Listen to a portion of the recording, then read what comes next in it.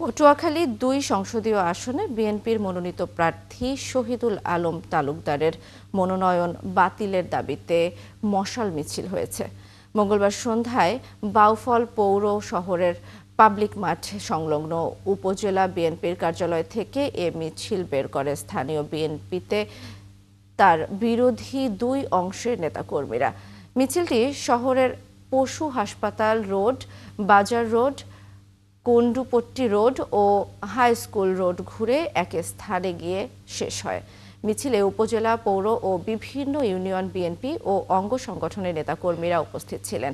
এ সময় তারা বলেন, ২০০৮ সালের নির্বাচনে ধানের শীষ প্রতীকের প্রার্থীর বিরোধিতা করে আওয়ামী লীগ নেতার পক্ষে কাজ করেছেন। বিভিন্ন স্থানীয় নির্বাচনে নৌকার পক্ষে কাজ করেছেন। বিগত ১৬ বছর আন্দোলন সংগ্রাম ছিল না, দলীয় নেতা কর্মীদের পাশে ছিল না। তৃণমূল বিএনপি কোনোভাবেই তাকে মেনে নেবে না।